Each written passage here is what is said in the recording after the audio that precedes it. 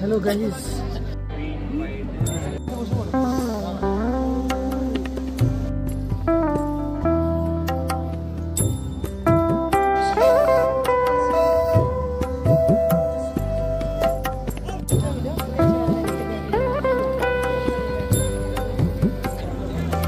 ऊपर हाथ তোলো একদম উপরে তোলো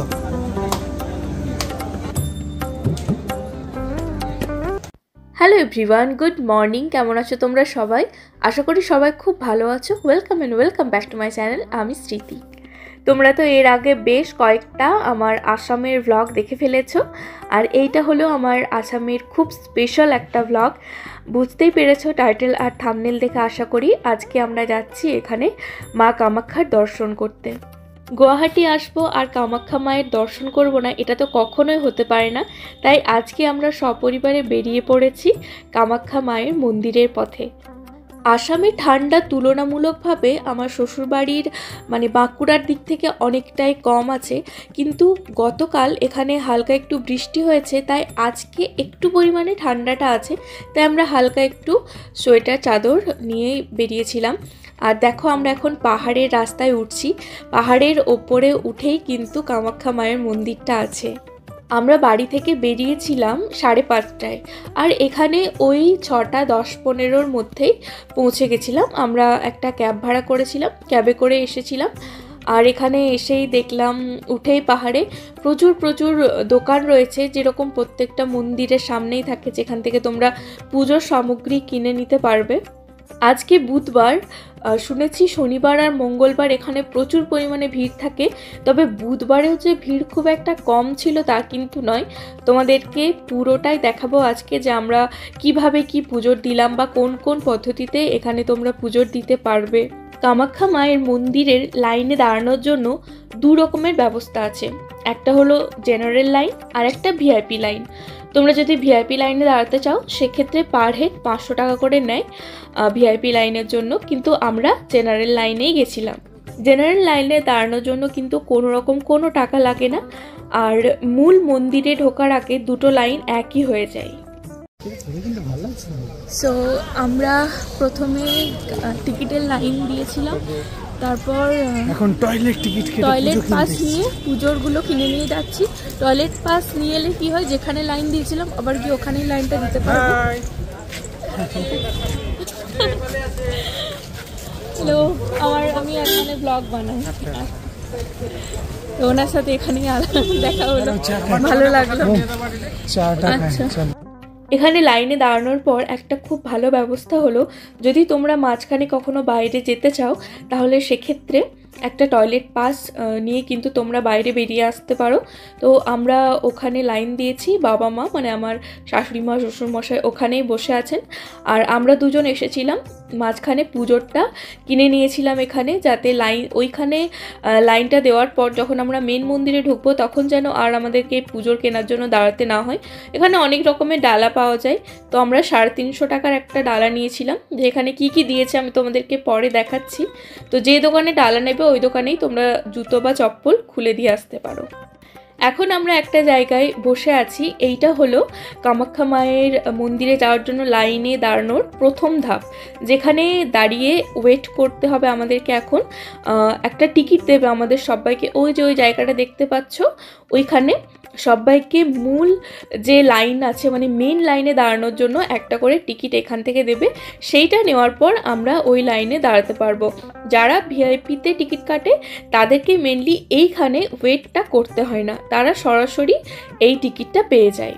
তো এখানে মোটামুটি 1.5 ঘন্টা দাঁড়ানোর পর আমরা এই টিকিটগুলো পেয়েছিলাম, যেগুলোতে আমাদের ছবি, স্ক্যানার সমস্ত কিছুই দেওয়া ছিল। তো এই টিকিটটা নিয়েই কিন্তু মন্দিরের ভেতরে ঢুকতে পাওয়া যাবে। তো তোমরা জেনারেল লাইনে দাঁড়ালে যত তাড়াতাড়ি এসে এই জায়গাটায় দাঁড়াতে পারবে বা বসতে পারবে তত তাড়াতাড়ি তোমরা এই টিকিটটা পাবে। আমরা তো এসেছিলাম 6:30টায় লাইন দিয়েছিলাম এখানে। তোমরা যদি আরও ভোরে আসতে পারো তাহলে আরও ভালো হয়। তারপর টিকিটটা নিয়ে এখন আমরা তাড়াতাড়ি যাচ্ছি একদম মন্দির ঢোকার যে মেন লাইনটা হয় সেখানে লাইন দিতে। আর যেতে যেতে দেখতে পেলাম, দেখো মন্দিরের ভেতরে মাছ পর্যন্ত বিক্রি হচ্ছে। এখানে লাইনে দাঁড়ানোর সবথেকে ভালো ব্যবস্থা হলো প্রচুর পরিমাণে বেঞ্চ পাতা আছে, তাই কাউকে কিন্তু দাঁড়িয়ে থাকতে হবে না, বসে বসে লাইন দেওয়া যাবে। তো এখানে টিকিটটা নেওয়ার পর আবার আমরা এইখানে এলাম, এখানেও কিন্তু আমরা লাইনেই দাঁড়িয়ে আছি। অনেকক্ষণ থেকে লাইনে থাকতে হয়, তাই মাঝখানে যদি তোমাদের বাইরে যাওয়ার হয় বা টয়লেটে যাওয়ার হয় তাহলে কিন্তু তোমাদেরকে যে টিকিটটা দেবে সেই টিকিটটা দেখে তোমরা বাইরে আসতে পারো। চাইলে বাইরের মন্দিরগুলো ঘুরে দেখে যেতে পারো, আবার গিয়ে লাইনে দাঁড়াতে পারো। তবে বলবো এটা বারবার না করাই ভালো, কারণ লাইন আস্তে আস্তে এগিয়ে তো যায়, তো সেক্ষেত্রে খুঁজে পেতে মুশকিল হয় যে আমরা কোথায় দাঁড়িয়েছিলাম। তো মাঝখানে আমরা একবার বেরিয়ে এসেছিলাম, তারপর আবার গিয়ে লাইনে দাঁড়ালাম। আমরা বাইরে টিকিটের জন্য যে লাইনটা ছিল সেখানে মোটামুটি 1.5 ঘন্টা দাঁড়িয়েছিলাম। 6:30টায় এসেছিলাম, 8টার সময় আমরা টিকিটটা পেয়েছিলাম। তারপর আবার সেই টিকিটটা নেওয়ার পর যে জায়গাটা তোমাদের দেখালাম সেইখানে আমরা 2 ঘন্টা বসেছিলাম। তারপর সেইখানে বসার পর আরও একটা গেট ওপেন হলো, তো এখন আমরা সেখানে আছি। তো আমাদের মোটামুটি 4-5 ঘন্টা পেরিয়েই গেছিলো আসার পর। তখনও আমরা বুঝতে পারিনি যে আমাদেরকে আর কতক্ষণ দাঁড়াতে হবে। এতক্ষণ থেকে লাইনে বসে আছি, তাই ভাবলাম একবার দেখি ডালাটায় কি কি দিয়েছে 350 টাকায়। তো এরকম একটা চুনরি দিয়েছে, একটা শালুক ফুল দিয়েছে, ফুল বেলপাতা এসব দিয়েছে, একটা ড্রাই ফ্রুটসের প্রসাদ দিয়েছে। আর এই প্যারার বাক্সটা আমরা এক্সট্রা করে নিয়েছিলাম, শাখা পলা সিঁদুর আলতা দিয়েছে, একটা প্রদীপ আর একটা নারকেল আর ধূপ, এগুলোই দিয়েছিল। আরও 1 ঘন্টা লাইনে দাঁড়ানোর পর বুঝতে পারলাম যে মূল মন্দিরে ঢুকতে আমাদের এখনও মোটামুটি 3-4 ঘন্টা সময় লাগবে। তখন আমি আর রকি একবার বাইরে বেরিয়ে এসেছিলাম পুরো মন্দিরটা ঘুরে দেখার জন্য, আর তোমাদেরকেও দেখানো হয়ে যাবে এই ফাঁকে। আমরা কিন্তু এখনও লাইনেই দাঁড়িয়ে আছি, লাইনে দাঁড়িয়ে থাকা অবস্থায় বাইরে বেরিয়ে এসে পুরো মন্দিরের বাইরেটা ঘুরে দেখব। তো এই যে দেখো, এইটা হলো কামাখ্যা মায়ের মূল মন্দির। জানো তো, আমি ছোটোবেলা থেকে এই কামাখ্যা মায়ের মন্দিরের কথা শুনে আসছি।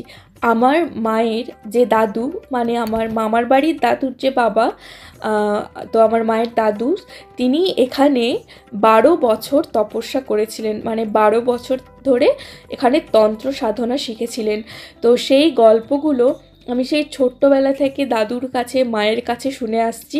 তো তখন থেকেই খুব ইচ্ছা ছিল যে একবার সুযোগ হলে মা কামরূপ কামাখ্যার মন্দির দেখে আসবো। তো সেই সুযোগটা আমার আজকে পূরণ হচ্ছে, মানে চোখের সামনে এই সবগুলো দেখে কি যে ভালো লাগছিল। ছোটবেলা থেকে যে গল্পগুলো শুনে এসেছি সেগুলো এখন নিজের চোখের সামনে দেখতে পাচ্ছিলাম। মূল মন্দিরের গায়ে দেখলাম এরকম একটা গণেশ ঠাকুরের মূর্তি ছিল, যেখানে সবাই পুজো করছিল আর ওই কয়েনগুলো চেটাচ্ছিল। তো আমি ভাবলাম যখন বেরিয়ে এসেইছি এইখানে পুজোটা করেই যাই, মূল মন্দিরে ঢুকতে তো এখনও অনেক দেরি, তাই বাইরে থেকে যতটা সম্ভব মন্দিরটা একটু ঘুরে দেখে নিচ্ছিলাম। তোমরা যারা কখনো কামাখ্যা মায়ের মন্দির আসোনি, তারা যদি এই মন্দির দর্শন করতে আসো, তাদেরকে একটা কথা বলে রাখি, মোটামুটি মনে মনে একটা প্রিপারেশন নিয়েই আসবে। যদি ভিআইপি লাইনে দাঁড়াও তাহলে মোটামুটি 5-6 ঘন্টা দাঁড়াতে হবে, আর যদি জেনারেলে দাঁড়াও তাহলে মোটামুটি 9-10 ঘন্টা তোমাদেরকে কিন্তু মন্দিরে লাইনে দাঁড়াতে হবে মূল মন্দিরে ঢোকার আগে। আর যদি তোমরা কেউ চাও যে বাইরে থেকে মন্দিরটা দেখে যাব, মূল মন্দিরে পুজো করব না, তাহলে সেটা তাড়াতাড়ি করে যেতে পারো। তো আমরা বেরিয়ে এখানে অন্নভোগের খাওয়ার জন্য কুপন দেওয়া হচ্ছিল, যেটা 12টা থেকে দুপুর 12টা থেকে 3টে পর্যন্ত খাওয়ানো হয়। তো পার পার্সন একটা করে কুপন দেয়, তো আমরা দুজন দুটো নিয়েছিলাম। যদি সময় মতো বেরোতে পারি তখন এখান থেকে কিন্তু অন্নভোগও আমরা খেতে পারবো, যেটা একদমই ফ্রি অফ কস্ট থাকে। অনেকক্ষণ বাইরে ঘোরার পর, বাইরের সমস্ত মন্দির দেখার পর আবার আমরা লাইনে গিয়ে দাঁড়িয়েছিলাম। অনেকক্ষণ ধরে লাইনে দাঁড়িয়ে থাকতে হচ্ছিল, কিন্তু লাইনের ভেতর থেকে এই পুরো মন্দিরটা খুব ভালোভাবে দেখা যাচ্ছিল। দেখো, এখন আমি কিন্তু লাইনে দাঁড়িয়ে আছি, আর দাঁড়িয়ে দাঁড়িয়ে এই ভিউটা আমি শ্যুট করছিলাম। কি সুন্দর পুরো মন্দিরটা দেখা যাচ্ছে, আর কত পায়রা ছিল এখানে, খুব ভালো লাগছিল দেখতে।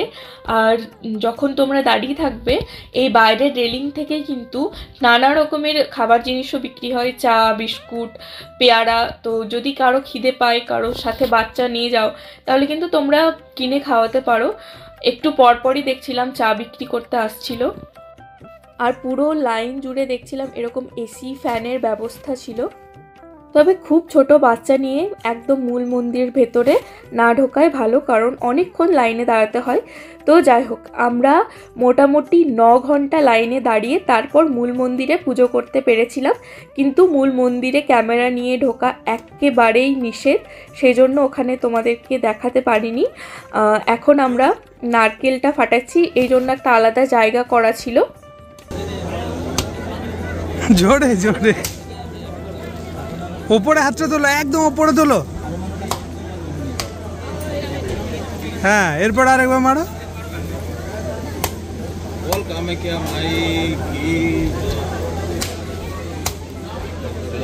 এই মন্দিরের ভেতরে ব্যবস্থা কিন্তু খুবই ভালো। নারকেল ভাঙার জন্য দেখলে একটা জায়গা ছিল, আবার যদি তোমরা প্রদীপ ধূপ এগুলো দিতে চাও তাহলেও কিন্তু সেই জন্য আলাদা করে জায়গা করে দেওয়া আছে। মন্দিরের ভেতরে খুব ক্লিন টয়লেটও ছিল, যেখানে তোমরা যেতে পারো, একেবারে ফ্রি অফ কস্ট ছিল ওটাও। শুধুমাত্র একটু বেশিক্ষণ ধৈর্য ধরে লাইনে দাঁড়াতে হবে, ধৈর্যচ্যুত হলে চলবে না। যাই হোক, এতক্ষণ লাইনে দাঁড়িয়েও যখন একদম মায়ের গুহাতে প্রবেশ করলাম আমরা, যেখানে পাথরটায় হাত দিয়ে প্রণাম করলাম, যে জলটা ছিল সেই জলটায় হাত দিতে পারলাম, তখন আর এই এতক্ষণের অপেক্ষাটা কিচ্ছু মনে হয়নি। খুব ভালো লাগলো, এতদিনের একটা ইচ্ছা আমাদের পূরণ হলো। দেখো, আমরা সেই ভোর 5টায় বেরিয়েছিলাম, আর এখন দেখো সন্ধে হয়ে গেল। মোটামুটি সারা দিনটাই আমাদের এখানে কেটে গেল। তো যারা আসবে মোটামুটি এরকম একটা মানসিক প্রিপারেশন নিয়েই এসো যে এতক্ষণ লাইনে দাঁড়াতে হবে। আজকের দিনটা খুব খুব ভালো কাটলো। শুধুমাত্র আজকের দিনটা নয়, প্রত্যেকটা দিনই আমাদের গুয়াহাটিতে খুব ভালো কেটেছে। আর এখান থেকে অনেক অনেক স্মৃতি নিয়ে যাচ্ছি। মেমোরি হিসাবে তো আমার এই ভ্লগগুলো থাকলো, যেগুলো সারা জীবন আমি দেখতে পারবো। আর এবার আমরা ফিরে যাব আসাম থেকে, আমাদের টিকিটও হয়ে গেছে, রিটার্ন টিকিট। তো এটাই আশা করি এখানের শেষ ব্লগ আমার। তোমাদের কেমন লাগলো আমার এই ব্লগটা কমেন্ট করে জানিও। ভালো লেগে থাকলে একটা লাইক করে দিও, আর যারা নতুন তারা প্লিজ প্লিজ আমার চ্যানেলটাকে সাবস্ক্রাইব করে দিও। সবাই ভালো থেকো, সুস্থ থেকো, টাটা।